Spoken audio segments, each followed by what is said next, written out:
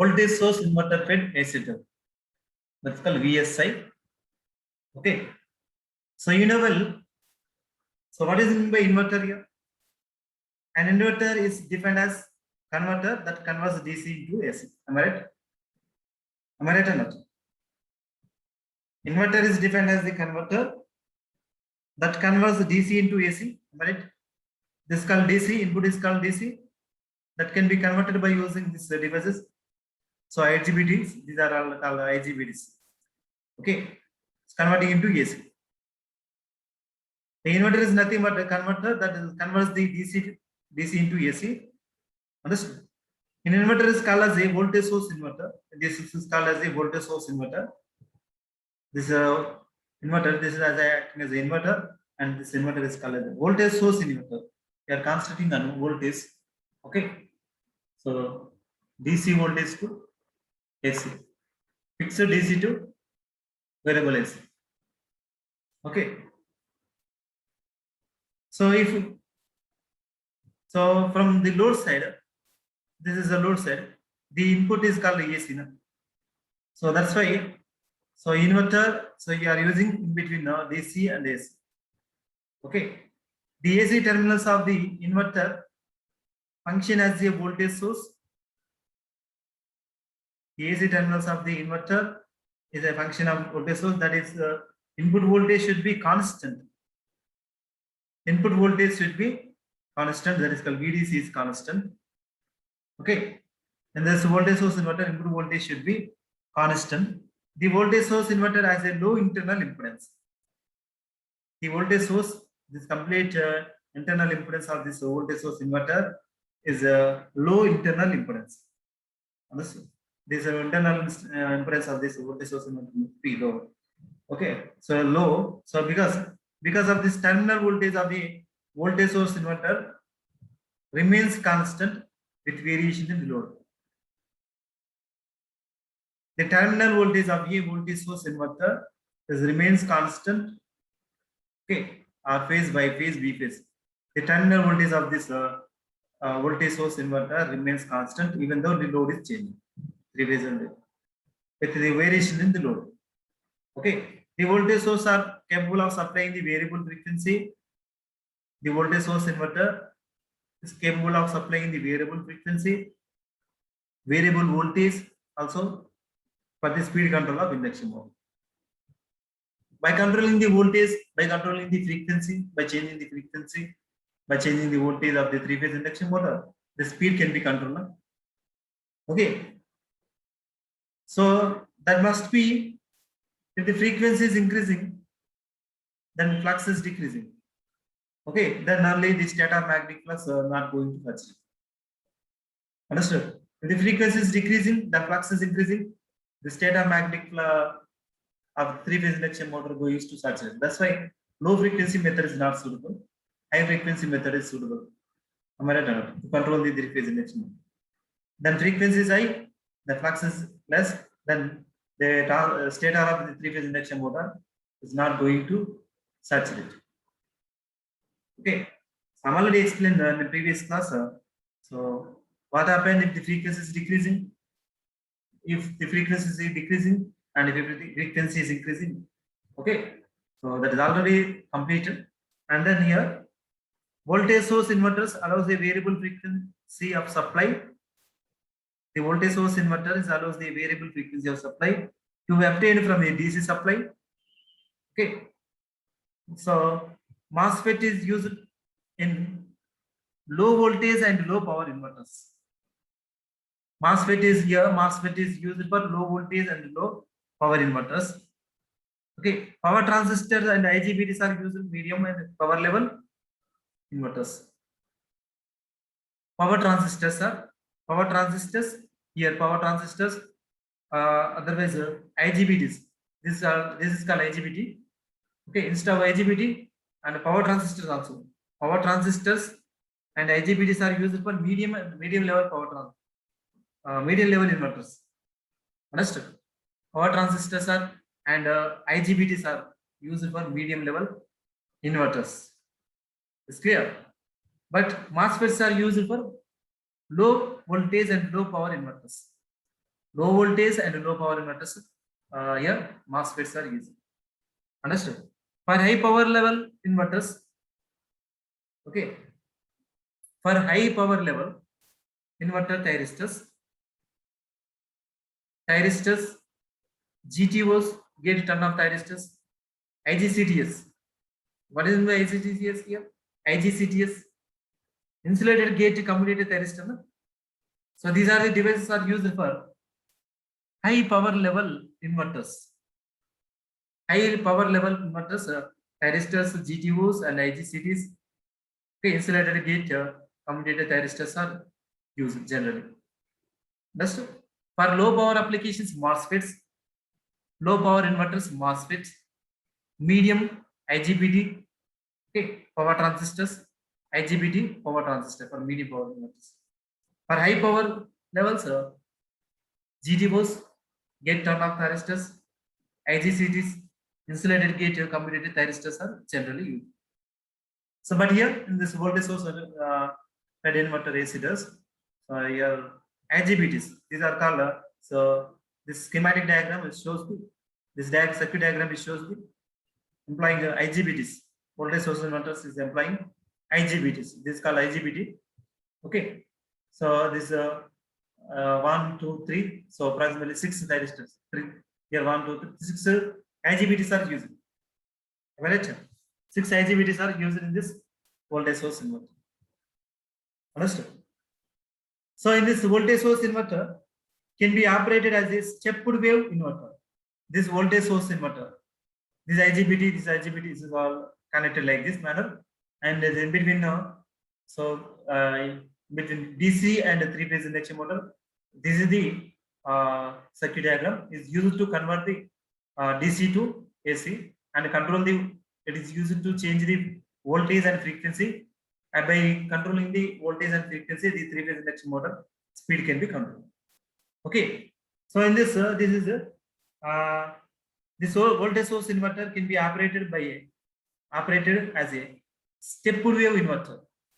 This 3-phase system, 3-phase voltage source inverter. So in this 3-phase voltage source inverter can be operated as a stepped wave inverter or a pulse width modulation inverter. This can be operated by a stepped wave inverter or pulse width modulation, PWM inverter. Okay. So this is called a stepped wave inverter line voltage waveform. Okay. This is called a stepped wave inverter line voltage waveform. In this line voltage waveform, inverter operated as a stepped wave. Okay, inverter. This inverter is operated as this stepped wave.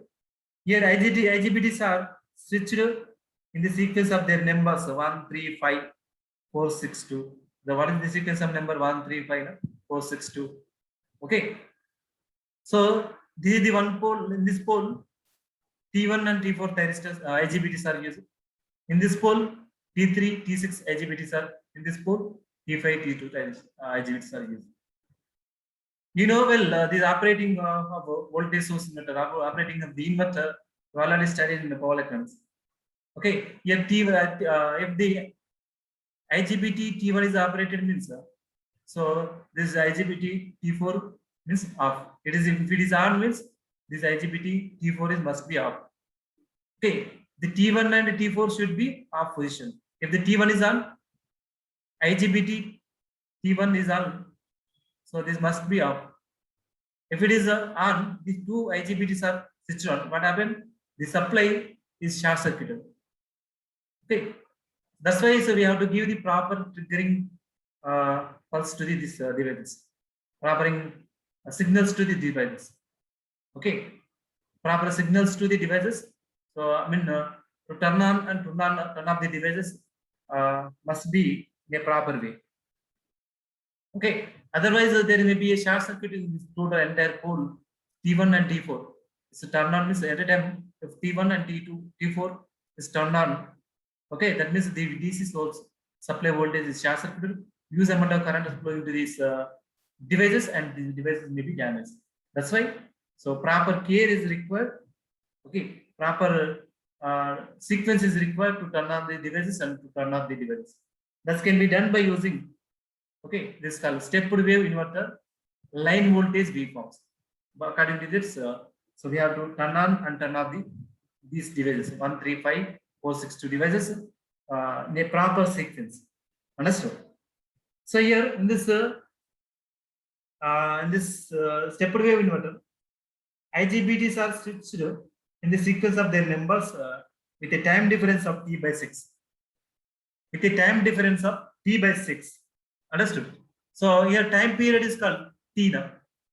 So time period is called t means 2 pi. Here total time period is so year to year 0 to 2 pi is called total time period. Understood? That is called 360 degrees. 0 to 360 degrees is called total time period of this cycle. Understood?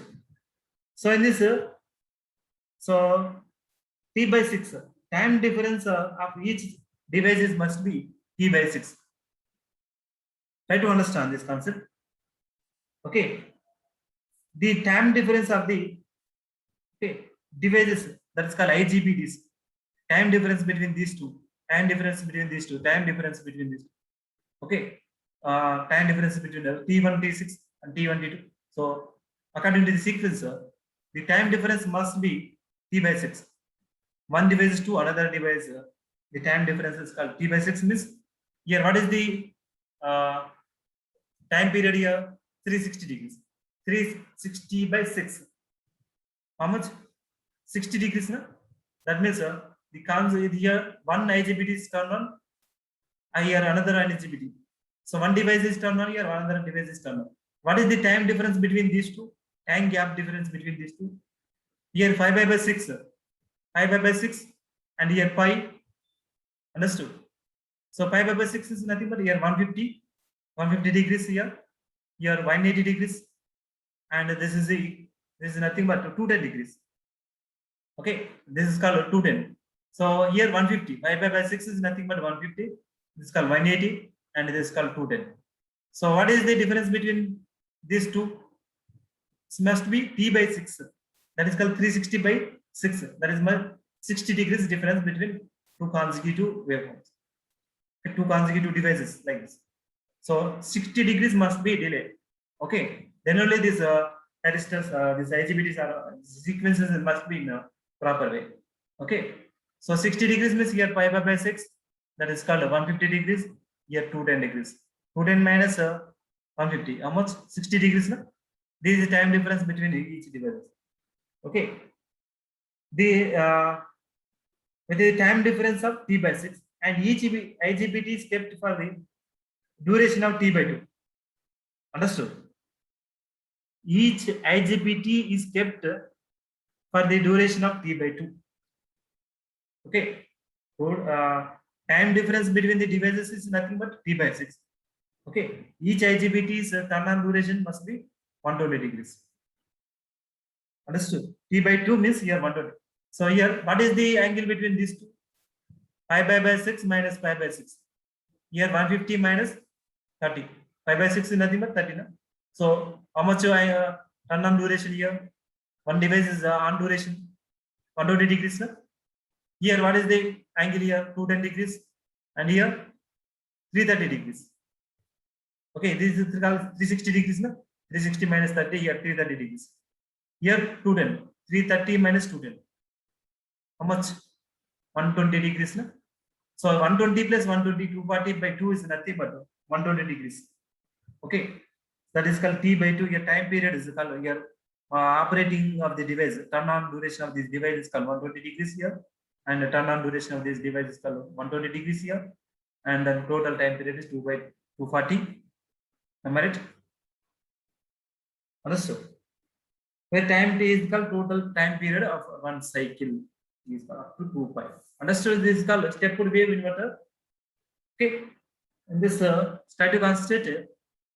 So one of the main important concept is so time difference between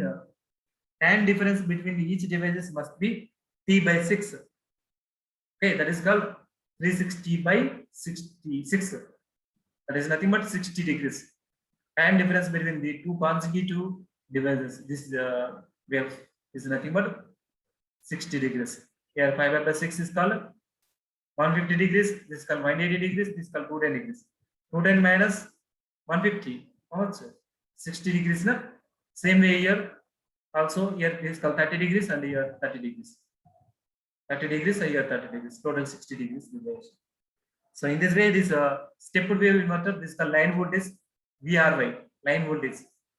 Okay, we are giving the pulse, stepped wave inverters this way. We have to operate these devices. So based on like this. Understood? In the stepped wave inverter, the output frequency can be varied. Okay, this output frequency can be varied by varying the time period. That is called T here. Time period is called T. Total time period is nothing but in this T now.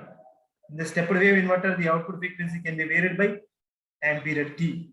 You know, frequency is inversely proportional to time. If the time is controlled, it means directly frequencies also can be controlled. Output frequency can be varied by varying the time period. Okay. Output voltage can be varied by varying the input DC voltage. Am I right? So in this way, this stepped wave inverter voltage is operating. Okay. So here there is a 6-step inverter. Okay, there is a 6-step inverter operating here. So in this, by the input is called DC. For this 6-step inverter, if the input voltage is called DC, supply voltage is DC. Okay, for the same inverter, 6-step inverter, if the input voltage is called AC, so then how it is working? So how to control the 3-phase induction motor? Okay, try to consider when input voltage is DC. Okay, so this variable DC voltage can be obtained by using chopper. Understood? The input voltage is called fixed DC voltage. Okay, this fixed DC voltage to variable DC voltage. Okay, fixed DC to variable DC converter. So chopper is called as a DC chopper is called as a fixed DC to variable DC converter. So it's converting the fixed DC to variable DC. When input voltage is called DC, variable DC input voltage is obtained by connecting a chopper between DC supply and okay, inverter. In between these two, so by connecting the DC chopper, so we are getting fixed DC to variable DC converter. Okay, so this variable DC is connected to the filter. Is given to the filter. This filter is called LC filter here. Okay, so here L is connected in series and C is capacitor is connected in parallel. So what are the definitely there is some harmonics are present in output of the DC chopper. Okay, some harmonics are present in output of the DC chopper. These harmonics can be eliminated by using this chopper filter. Okay, the current harmonics can be eliminated by using this inductor, and voltage harmonics can be eliminated by using capacitor. Okay, the ripples can be reduced by using this filter LC filter. And this input voltage is given to the 6-step inverter, and then 6-step inverter is this is input 6-step inverter is control the frequency and voltage. Okay, so it is control it change the voltage and frequency according to our requirement. That's called 3-phase induction motor input can be controlled by using 6-step inverter. Understood? So in this way, this it is operating. If the input voltage is called DC. Okay, here DC supply is given to the DC chopper, and the DC chopper converts the fixed DC to variable DC. Okay, this voltage is fed to the filter. So like this, it is used as to filter out the harmonic in the DC link voltage. It filters out the harmonics in the DC link voltage. Am I right? The DC voltage fed to the 6-step inverter like this. So output of this filter is fed to the 6-step inverter, and that inverter is output voltage variable. And frequency is also variable. This can be controlled by using this inverter. Understood? This frequency can be controlled by using inverter and fed to the 3-phase induction motor. The 3-phase induction motor input is controlled. Okay, to control the input of the 3-phase induction motor, that's called voltage and frequency. This is the setup is required. This much of setup is required to control the frequency and the voltage of the 3-phase induction. Input voltage and input frequency of the induction machine. Okay, and then when the input voltage is called AC, for example, here. The input voltage is a AC. Okay, so if the input voltage is AC is available, so for this case, how the induction motor can be controlled? If the three-phase AC supply is given, so like this manner. Okay, so it is a three-phase output AC to DC converter. So here chopper, DC chopper, so fixed DC to variables. Your input is DC, that's why. So DC chopper is used. Here input is AC. That's why three-phase AC supply. No? That's why. So three-phase full controlled rectifiers are used. Three-phase fully controlled rectifier. That's called controlled rectifier. Understood? Three-phase fully controlled rectifier is used here. It is converting three-phase AC to AC DC. Okay, when the input is AC, understood? The input is AC. Variable DC input voltage is obtained by connecting controlled rectifier between AC supply and the inverter. Understood? The controlled rectifier is required. It is connected between the three-phase AC supply and the 6-step inverter. Okay, to get the DC, variable DC. To get the variable DC here, so this controlled rectifier is used. By controlling the firing angle of the three-phase full wave AC voltage controller, three-phase fully controlled rectifier. So we have to control the output of the DC. Okay, that means the input of the stick-step inverters can be controlled by changing the firing angle of this three-phase fully controlled rectifier. Am I right? So how to get the variable DC? By changing the firing angle. Okay, here by changing the duty cycle of this chopper, so we'll get variable DC. Here by changing the firing angle of the thyristors, we'll get the variable DC, and this fed to the 6-step inverters through a filter. Here also LC filter. Okay, so this is so you know what is the purpose of this inductor? Whatever the ripples are present in current that can be reduced by using this filter. Whatever the voltage ripples are present in voltage, that can be DC voltage and that can be reduced by using this capacitor. Because the capacitor is not only the sudden changes, that is called spikes. It avoids the sudden increasing. Inductor is also sudden is not follow the sudden changes in current. So it is a LC filter. Okay, current and voltage can be current harmonics or ripples can be reduced by using this.